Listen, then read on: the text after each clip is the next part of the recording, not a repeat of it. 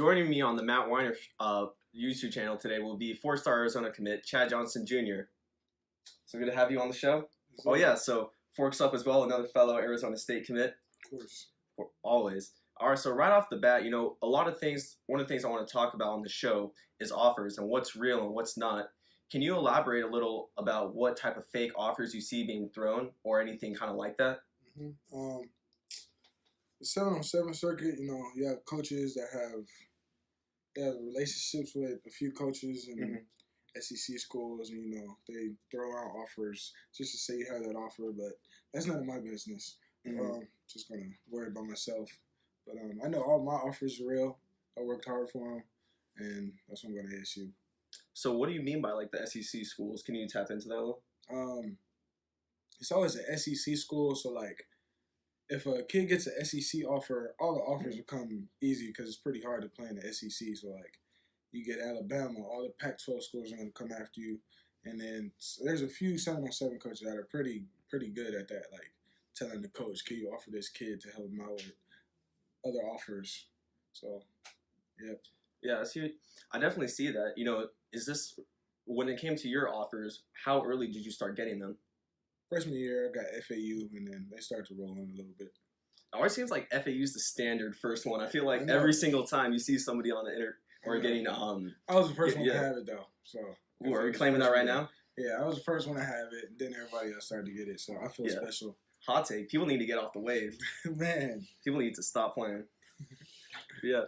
So, another thing that I want to talk about is what happens to, like, you see a bunch of guys getting offers, and as soon as comes time for January, time to commit, they just go incognito. Can you talk a little bit about, like, why these things happen? Like, is it a guy gets in trouble, has shitty grades? So just expand on that. Usually it's probably grades. Like, dude commit to the wrong school. Like, if you want to go to UCLA, you got to make sure you got UCLA transcripts. Like, you want to go to Stanford, you got to make sure you have Stanford transcripts.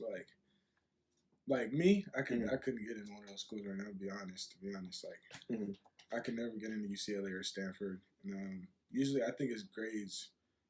80% of the time, or like a family problem, and they can't enroll immediately. But usually, it's grades or family emergencies. Okay, yeah, that's always kind of a big, especially from where I'm coming from, Arcadia. There was a lot of guys on the team this year that had previous offers, and then as soon as it comes, like right now, a lot of guys that I at least know of, like you don't see them post, and it's kind of like, damn. I mean, do you see a lot of guys that you've been playing with, and it's like, what happens next? Yeah, I feel like there's a few guys that are like, you committed. I mean, you were a senior last year. Where did you go? And then I asked them, and they're just like, SAT scores, my ACT scores. The school doesn't believe I got this or this. Like, just like, let the man live. I see what you mean. Because I mean, it really is kind of like what happened. Because obviously you don't want that to happen. But at the same time, like a lot of these guys, you're like, oh well, no shit. You're like people. Oh, it's only really people at the school you go with, or when you're at the school or close to them, that you know their situation. You're like, okay, go figure that this person didn't end up committing to whatever it may be. Yeah. So now, getting offers, has your load increased as this year's gone on, or do they come in waves and kind of influx for you? After I left Venice, they started to come in a little bit more. I mean, I think that's just I don't even know, but they started to come in a little more. I wasn't really posting them because I hate when I post an offer, but there's 30 other dudes that got the offer before me. I feel like I'm just like the last tier, and I don't feel comfortable. Like when dudes rank MJ, Kobe, and then they have Allen Iverson at like 15 or something. I feel like I was like the last resort, and I didn't feel comfortable posting an offer that other people already posted because then it's not really a big deal. And then so I just stopped posting my offers, and then I just made everyone like I'm locked in with ASU. Yeah, so I'm actually more than happy to talk about ASU going there next year, and then behind the camera is Big Eddie Perez, and he's there as well. And yeah, so I want to talk about that. Before this interview, we were talking about N'Keal Harry and the relationship you have with him. What was that like meeting him? It's my dog. Like, he's very humble. I love a humble beast because You can learn much from him. You can talk to him. You can get advice from him. You know how did he get where he is today, and then just learn from it. Do you see any of yourself in him? Definitely, the way he plays is exactly the way I play. He's just a bigger me, basically. But I feel like I could be better than the kill if we're being honest. It's a lot on the plate, but I can take it. A lot of hot takes being given right now. I like But it. yeah. No, I like it. I mean, it's good that you have that same confidence. You have that confidence, but at the same time, you know that you have to stay humble. How hard is that? Being humble is not very hard. My mom, that was her key word, be humble, because, you know, I come from a background where my dad is who he is, and being humble is the key. But I think that's more confidence. I have a lot of confidence in myself. Where did that spawn from? What? Just the confidence in general? When I'm working out, just builds up, man. Mm-hmm. These camps, just doing what I can do. I mean, I've shown many coaches, shown all my coaches here. It's just confidence. I was born with it, to be honest. Is that easy? Yeah. Well, I mean, might get it, or your dad knows one or two things about confidence, so kind of go figure. He's not humble. Very humble. But no. Funny. We'll definitely get into Ocho Cinco later. Mm-hmm. But yeah, so now, kind of when it comes to your camps and stuff, what were the camps that really put you on? The opening, Under Armour. Under Armour is a big camp. Mm-hmm. Rivals a very big camp. Rivals is the biggest camp probably that you should attend, because Rivals, like, they film everything, like your one-on-ones, you working out before one-on-ones, and it goes straight to the coaches. Mm-hmm. Under Armour does the same thing. The opening would be the biggest camp. It's the Nike opening. There's millions of coaches that you probably don't even know that's there. Mm-hmm. And they, like, I feel like all those coaches record you and they send it to the college coaches that want you to Yeah, but no, talking on the subject of camps, you know, how I always love to see the trash talk, because all the camps, no matter what it is, whether it's a UTR or overtime, it's going to get put on social media. Mm-hmm. What do you think could be, how much of social media is capped when it comes to these camps? Like, have you seen guys in camps go absolutely crazy, and then it comes time to put the pads on, and they're nowhere to be seen? Most definitely. How popular is that? Very popular. Like 7-on-7, I feel like. All right, let's say this. You know, people like sleeping naked, right? Mm-hmm. And then people like sleeping with clothes on. Yeah. Like, I feel like 7-on-7, you're playing football naked, and then you get pads on. It's like, I don't know, you just feel free in 7-on-7. It's just like you feel more durable.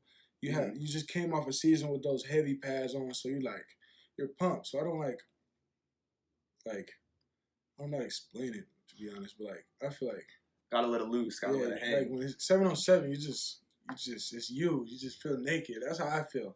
And then pads, you got the heavy pads on, but if you could do both, it's good. It's really good. Mm-hmm. Interesting way of explaining it there, but if you're gonna play 7-on-7s, might as well play your best as you can. Of course. But yeah, so what are your favorite 7-on-7 moments that you've had? Because I mean, everybody really, that's when people really put on shows when it comes to just mossing and all that jazz. Favorite memory. I scored. It was in Florida. No, in Vegas. Mm-hmm. It was a slant route. We were down by a few. Not a few. I think we were up by a touchdown. The game was wrap basically. And I did a slant, an easy catch, and I told the camera to call me. If you didn't see that one, I told the camera to call me. That call God. It kind of went viral. I think that's my bad. No. I have a video right here, and I mossed this kid bad off his head. Everybody's team was running over there. Not just our team. Everybody's team was running over there. That was probably the best memory. Ooh, what's better, mossing or laying a fucking lick on someone? What's cooler? I feel like when you hit somebody, that's a different feeling. Mm-hmm. Mossing somebody is just as good. You look at them dead in the eye, like, yeah, I just did that, but like, I think they're equivalent. Like, they're the same, equal. Okay. So they're equal. Yeah, they're pretty equal. But I mean, at the same time, like, oh my God, watching what Juju did to Vontaze Burfict that one year. Yeah. Oh my God. Come on. his hip to Vontae's birthday was probably more fueling because what he had did to AB. Mm-hmm. So I would have kneeled. I would have been like, let's go. I would have been all in his face more than Juju did. And I wouldn't care at all. I would have did more. Just take the 15. Yeah, I would Fuck it. take 30 if you want. You should, it definitely did send the message. Definitely did. The message was sent. You hit my star receiver like that? Come on now. Mm-hmm. But yeah, so going on to the topic of AB, what's your opinion on this whole situation? Because I had Stephon Wright earlier talk about how he thinks it was kind of divaness. Now you have a personal you have a relationship with him. How do you see it? Let me think of the situation. AB. Well, it started off with Juju, to be honest. Juju posted that picture of AB wanted the ball in that picture. Yeah. And he posted it when he got traded. I think the day, a few hours. A few hours later. Yeah. So Juju started it. AB noticed it was shots fired. AB's not going to back down. He said what he had to say. You did for him the postseason away. You guys probably would have had a better chance of winning the Super Bowl than the Rams did. And yeah, AB's just being AB, standing up for himself. I would have done the same. It's not divaness. It's just. What about the part where like he couldn't play because of team issue or the issues he had with the team? He couldn't practice? Yeah. What do you think about that part? I think it was because Ben Roethlisberger is telling him what to do. I'm grown, just like you. We're like, don't tell me what to do. Have you ever had like relationship like that with the quarterback? Obviously, no names, but have you had something where it was a kind of a shitty situation playing with him because you're not able to be, you don't think you're getting the most out of yourself because of your quarterback? Yeah, where you guys don't have that chemistry as well. Most definitely. It started if miscommunication, and I'm telling them, but I'm frustrated in the game. Say we're losing, and it's another miscommunication, like the fourth miscommunication, and I'm probably screaming. I mean, we're losing, so I'm probably screaming, and then my coach bumps in, and then I'm talking to him. Why are you talking to me? I'm talking to him, and we're going back and forth, and then I think that's how it starts. And then it's just that's why I had to leave Venice because dudes they don't like to. They've never had somebody in their head screaming at them. Everything's just like, oh, you have to do now. You have to scream at somebody so they can get it, and then But he was good. My quarterback was good. But we bumped heads a few times. But yeah, we were cool. But yeah, so how frustrating is that? Kind of on the field, you guys are bump heads, but then off, is it hard to kind of distinguish that relationship, or how often do they correlate? It's very hard. Having a good quarterback is probably the most important thing. The whole football team, the whole football team is having a good quarterback is A1. So if your quarterback is off, it throws off the whole team because points are not being put on the board and the energy's down. The quarterback is the leader of the team. He's supposed to keep everybody up. So if you have a good leader, which means you have a good quarterback, everything's pans out fine. Why you think the Patriots are amazing? Tom Brady leads that team. So yeah, and N'Keal Harry gets lucky guy. I'm thinking 1,500 yards. Ooh, come on. You can get anything. Come on. Belichick can write a number on a piece of paper and show it to Tom Brady, and N'Keal will get that number for sure. Yeah. Are we talking about Madden or the NFL? Nah, I'm just joking. No pressure, N'Keal. But you have to have 1,500 or you fail. Pretty much. He said that, not me. I'm just basing off what you said. I don't know. But yeah, so we're kind of talking about quarterbacks. How do you feel about the quarterback here? How do you like it here? There's a nice little QB battle going on. Can you talk about that? Yeah, for sure. One's name's Jackson. One is Lucas, who just left the room. They're both pretty good. Lucas is more of a smart guy. He takes shots, but when it's time, 2020 tie game, you got 13 seconds left on the clock. Lucas would probably win the game. Jackson would probably take a shot to win it all. which is not very good. But like Lucas has a high IQ. Jackson's more of a, I don't know how to explain it. You say he's more of a dog. Yeah, he's more of a dog. I wanna go deep first play. Lucas is an IQ guy. Okay. I think. I don't know who's gonna win that actually, but look, I like Lucas and Jackson a lot. Interesting outfit on the way to the Dodge game. Can you talk a little bit about his fits? Oh my God, the dude has everything you could think of: Gucci, Jordan, Adidas, Nike, and he just picked that fit. I don't know what's going on with you, but okay. I mean, sorry, Lucas, but low-key sorry. It was very sorry. Very sorry. He said it. Yeah. You know, so, I mean, a lot of things we've been talking about, social media. What's your social media pet peeves that you see that you're just like, fuck, it just sucks? What really pisses you off? I want to say, what really makes me upset? It can be anything. When players try to like quote like, got it out the mud, like, dude, stop it. We don't care where you got it from until you make it to the NFL. I'm talking about like high school players. Nobody care where you got it from because you ain't made it nowhere yet. Stop trying to quote. Stop trying to do Bible scriptures. Just work hard, bro. Like, you know, Boogie. You follow Boogie on Twitter? Yeah. Every day he's like quoting something. Oh, it's so annoying. But like, that's the homie. But like, let's just play the game. Shots fired at Boogie. No, that's my dog. But just chill. Just chill with the quote. I'm finna unfollow you, Boogie. But yeah. And then Boogie does it, and of course he's like everybody's role model, so everybody else wants to do it. And then I think that's where it came from, Boogie. But Boogie, his are true sometimes. Yeah. So did you grow up? Because I know he's from the West Coast, and he knows a couple of the guys down here. Did you play with him at all? Nah, I didn't get to play with him. When Boogie was like, he was a big like role model to everyone. I was actually like into baseball a lot, so I wasn't really playing football as much. So I was in the baseball. I thought I was gonna play baseball. I thought I was going all the way, and then I jumped in the 7-on-7 2017, and that's when I was like, oh, I'm back. I'm playing football from now on because I did really good. So, you know, I saw that baseball career came to an end because your mom. Yeah. Any chance of a senior year comeback? No, not at all. Nope. I'm locked in. Got to get ready for ASU. What position were you? Center field and pitcher. Okay. I was actually pretty good. Hopefully Coach Tracy lets me play at ASU. Actually, I could come back at ASU my senior year.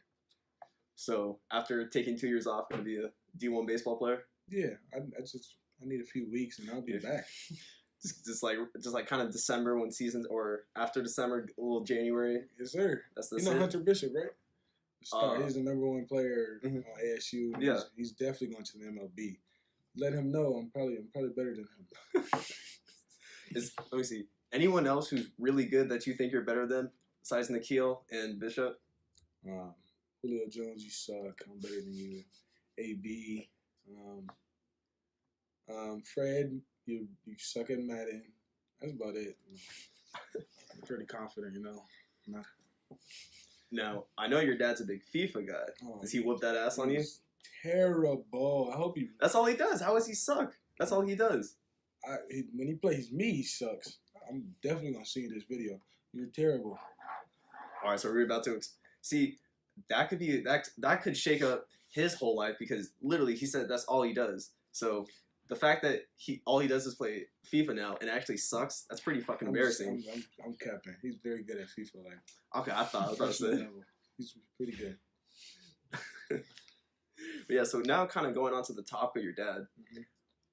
So the first time I really started coming across your name was on Twitter when I saw you posted a convo with your with Ocho Cinco, and the contact name was Ball Tire Head. Can you elaborate where you got that from? You ever seen a ball tire? But like, was there top of his head for so? It's like so smooth. It's like a piece of dookie. Like it's just ugly. You ever neck him? You ever just palm that shit? Nah, he has anger management. But nah, I have smacked the back of his head a few times. What that feel like? He don't want to listen. A milk dud. A wet milk dud. That's about it. That's about it. Love you though, Dad. There you go. But yeah, so a lot of the times that when just kind of doing research on you, you talk about the frustrations about having a famous dad. Mm-hmm. This is your time to talk shit about him. Mm-hmm. So so what's your biggest pet peeve about him that you absolutely hate? My dad? Yeah. Giving away money on Twitter. I hate it because throw it over here. That's my dog. He's not frugal. That's my biggest pet peeve. He says he's frugal. He is lying to everyone, the whole world. He's not frugal. He spends his money. Wow. Damn. He's not. He doesn't shop at Target every day. Damn. What about McDonald's? Oh, that's true. That's very true. That's true. We all eat McDonald's. The whole Johnson family, we love McDonald's. But my dad's not very frugal. Damn. So like, when he steals cups from places, is that true? Oh yeah. That's true. Oh yeah. You are very frugal. I'm not gonna even lie, but like, he does have a few expensive items, I would say. But yeah, he's frugal and expensive at the same time. What about? How much? Do you know how much like his cigar obsession costs? No, not at all. But I know it's very like his what? Cigar obsession. 85? Oh no, I don't know actually. I know he buys them a lot, and he just started his own cigar line, which is actually it's very successful right now. Actually, it's called 85 Cigars. Really? Okay. Pretty dope. Damn. You ever seen him smoke a black and mild? No, never. My dad's never. So he's not that frugal. No. It's not that bad. He's not smoking black and mild. No. Heck no. I would throw it.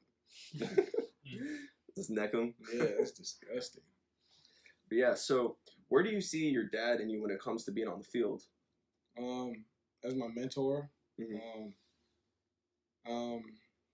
When I'm having a good game, actually, my dad probably pops up in my head. It's just like, dang, I'd be like, everyone compares me to him. Mm-hmm. You're having a good game. You could probably be better than him when you get to the league. Mm-hmm. Just keep working. Like that's my dad. That's basically like my big brother, to be honest. Like, yeah, that's my role model. I'm gonna be honest. Yeah, because it's kind of interesting because reading up on what the 247 article about you, you talked about how a lot of the time he just offered, you guys just really talk about football where you constantly ask him if you have any questions or anything like that. So kind of interesting the way he really is, he is not as much of a disciplinary as well. He's like, if you do something bad, he doesn't like scream at me. He's gotten better with the teaching me on the field what I'm supposed to do, because I don't think he thought I was very serious with football at first, because I was playing baseball. But when he seen like offers started rolling in, we started getting on the field, working, etc. Was that the answer to the question? Yeah, no, that was good. That was perfect. No, that's good. But yeah, so just the crazy part is that at the end of the day, he's still your dad. So what are the kind of normal dad things like? Does he because you have a lot of siblings as well. Do you have relationships with those guys? All my siblings? Yeah, with your siblings. Heck yeah, I love all my siblings. Okay. When we're all together, there's nothing funnier than us all together. We could probably do a TV show. I would like, yeah. We could probably do a TV show and have the whole world watching us because we're so funny. Like, my dad, when it's all of us together, is the funniest guy you'll ever meet. McDonald's every night, for sure. Nothing else. We don't eat healthy at all, and we're all great athletes. I'm going to tell you that right now. We all work out. But none of us eat healthy. I definitely don't eat healthy. I've never ate a leaf in my life. Always burgers, fries, pizza, honey buns, Cinnabons, soda, Gatorade. We don't touch water. Don't touch water. Yeah, I heard it's kind of bad for you, actually. Yeah, it's actually, don't get brainwashed. Everything's the same. If water's good for you, Gatorade's just as good for you. So. Well, actually, water sucks because it has no electrolytes like Gatorade. Exactly. Like, look at these nutrition facts. Exactly. Come on now. Free sponsorship to Gatorade. Oh, yeah. Yes, actually. Me too. Please call me as well. I need it way more than he does. He has football. Yeah, so heading towards next season, or kind of following your, where do you see yourself going when it comes to numbers at least? Like numbers, like stats. Yeah, like stats. Do you care about that at all? Is that even in the back of your head? How does that work? I feel like when you just perfect your craft, the stats come with it. Like if you're working hard every day, then nobody can guard you. The stats come. Go for 1,500 yards, 15 touchdowns. If you work hard, I feel like I don't really think about stats, to be honest, because just like I want to perfect my craft, which my dad tells me doesn't care about college. When I ask him to go on a visit with me, is no, just perfect your craft, and yeah. So I'd rather perfect my craft than care about stats. Yeah. Well, I mean, it's kind of interesting because the way your dad was one thing a lot of people always said about them is that he was a hardworking guy in practice, and I just thought that was always incredible. Besides the time when he wanted to start punting the balls, but when he's not punting them, right. he was an absolute dog. Mm-hmm. As you can see, my dad's retired, fully retired, and if you follow him on Instagram, you see him in the weight room. Yeah. And he's still a hard worker. He's very serious about it. You know, when you get older, your body starts to like give up on you, and he's making sure that he's not being on crutches in a few years. And you know, you can't really see him aging. He's looked the same all his life. It's true. He's been bald since high school. That's not true. No, since high school. But like by choice or by hairline probably was back here. Just LeBroning it. Worse. Does he LeBron? Oh, it's worse. So. No, I'm just kidding. Man. He's been bald since like junior college or high school, which is you need to grow some hair, Dad. Thank God he was pretty fucking good at football. Thank goodness. Yeah, thank God. Yeah. But yeah, so kind of now starting to talk about the good sides of social media. We already talked about the bad parts. I mean, it must be pretty fucking cool, like to be able to have AB comments on your post, to be able to have relationships with guys like DJ Ukulele. Can you talk about like when did that start in middle school? Like, were you friends with some of these guys, or has that really recently started happening? With DJ, you meet people like that at the camps you go to, like Under Armour at the opening, and like when you're good, you guys talking like. We like all the good people like huddle up at the end like, dang bro, I did him dirty. Like it's just I met DJ at Under Armour camp and we both got invited to the Future 50, and that's when I met him for the first time, and I met Bryce Young, and then all three of us got invited to the Future 50, and then that was the first time I met DJ, and then now he's Clemson commit. We still talk to this day. He's great people, the most humble person I know. If you're like, he's that good, he's very humble, which is that's great. That's my dog. And then AB, he's humble. You guys don't see it, but he's very humble to me. He's helped me in my game, just like my dad has. Worked out a few times, but comments on the pictures and all that, they don't really mean anything to me. He's just Antonio Brown to me. Yeah. So I mean, how much of it is fake love as well? How much of, like, when it comes to the top guys that you see, not just with you, but in general, you see a lot of the guys talk to each other or comment on each other's pics, even if it's just a couple emojis, it still means something. Most of it's definitely fake. Like, really? All my friends that I know, like DJ, Bryce, none of it's fake love. We're like, those are really like my bros. But like, some dudes are friends with them just to say I'm friends with DJ, which is like, you're a weirdo. Like, I mean, and DJ notices he's very smart. If you're friends with DJ, just say you're friends with DJ, it's gonna find out. So most people are probably fake friends with him. You know, that's just so kind of hard because God, knock on wood, God forbid it doesn't happen, but if he just suffers an injury or your career doesn't go the way it is, if you're not smart enough to understand that those people are only there for you because of football and not who you are, that could be really depressing. When it comes to like the downfalls of athletes, like you saw Jamarcus Russell gains 40, 60 pounds and is heavily obese because, and it's just the way the tides turn. So how hard is that? Kind of in your position to always, is that pressure at all? Like injuries? Yeah. I have a mom that's very strict on like my health. Besides the McDonald's every. No, she's not. Oh, she's better than your dad. She has no say so on my food. But like my health, like if I hurt my ankle or something in the game, she doesn't care. She's screaming out there. She's screaming at my coach. He hurt his ankle. She's screaming at me, take him out the game. Because high school, like high school is temporary. You have college and you have the NFL, so like you can't risk it all in high school because you have a next level and you have a next level. So like I make sure I take care of my body, like take ice baths, I get in the bath like every other weekend because have you ever had a hot tub? Oh my god, A hot it's the tub. best thing ever. But, like some Epsom salt with the bubbles. Oh my god. Turn the light off and put my head back. I'll be snoring.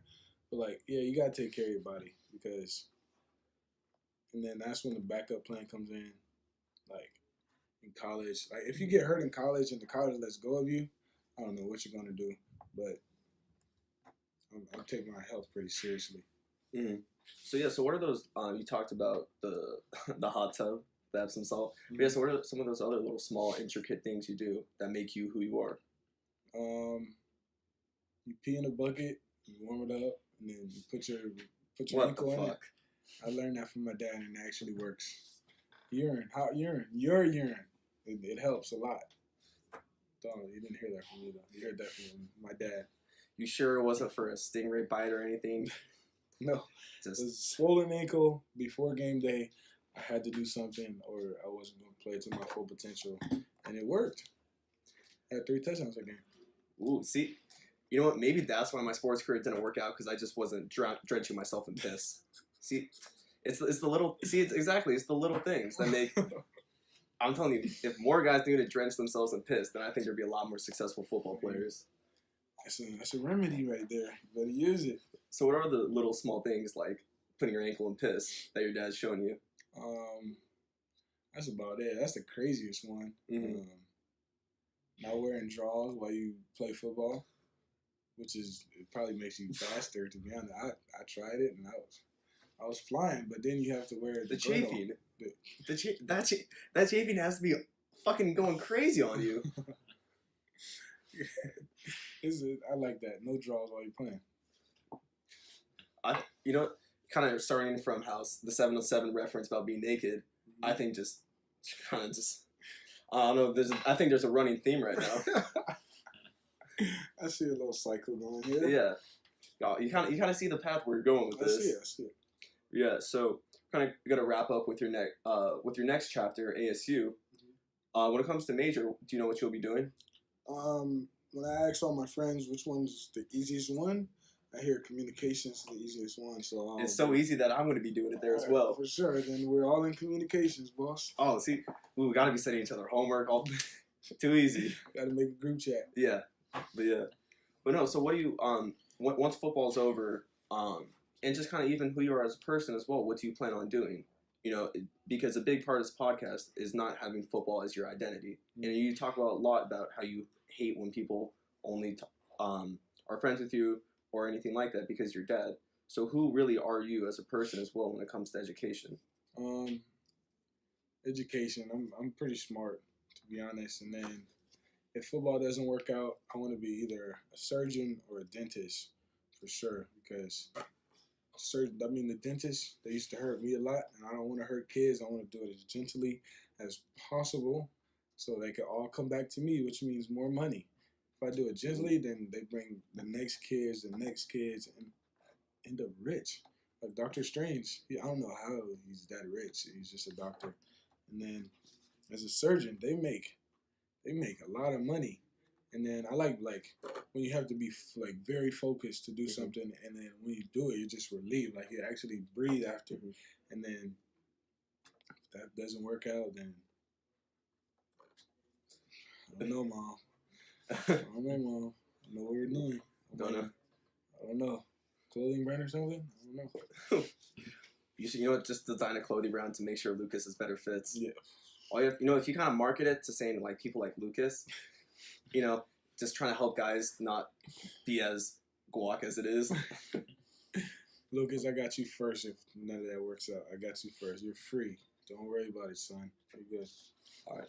So now we're officially going to end this on one of my favorite subjects, Herm Edwards. Mm-hmm. So what was your first encounter with Herm? First encounter. Damn, I've seen him many times. First encounter. I had just got the ASU offer. and I visited the next weekend. I got an ASU offer on a Tuesday, I believe, right after practice, and I went that weekend to visit. And Herm was actually pretty new. He was like, I think he was just getting off his first season. He was pretty new. And then I walk in the office. I got my big old duffel bag because I'm straight off the plane. And then, he's very energetic. Hey, Chad. And that was my first encounter. And I was like, this is where I want to be. And this is where I'm going to play for sure. With somebody who knows what he's doing. And somebody who cares about me more than just football. He wants me to be a better man. And that's when I knew. That was my first encounter with Herm. And then, that's about it. Yeah, so one thing Stephon talked about when he was on was the genuineness that ASU brought. Can you relate to this at all? Sure. Every time I go to ASU, it feels like home already. That's why I'm up there so often, because it just feels like home. I feel like I'm at a playground. All the coaches are like little big brothers to me, basically. They all love me. And yeah, that's why I'm locked in.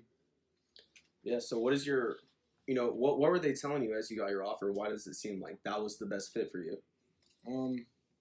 You can tell when a coach actually wants you. Like, I was getting recruited by many coaches at the time, and the way AP, the way Herm, the way Coach Fish was talking to me, it's like I could see something different. I could see they actually want me to play for their school, and I'm gonna actually play there. Like, people fall in the Oregon trap, people fall in the Alabama trap, and they're telling them like you're gonna play here, and when you get to Bama, not guaranteed. You better be very good if you want to play freshman year, and I think I can go into ASU, play my freshman year, and produce what I can all 4 years there. So, yeah, hopefully 3, because if 3, then you're in the NFL. I'm going. Yeah, can't wait to see you there. Can't wait. Yep, it's gonna be really crazy. I mean, still got another year before that. I remember you guys for sure. But yeah, we'll see you around campus, and yeah, all right, awesome having you on the show. Don't forget to like, subscribe, follow me on Instagram at, gotta throw that up. Of course. Matt_Weiner_. All right. Sure. Thank you for watching. Thank you.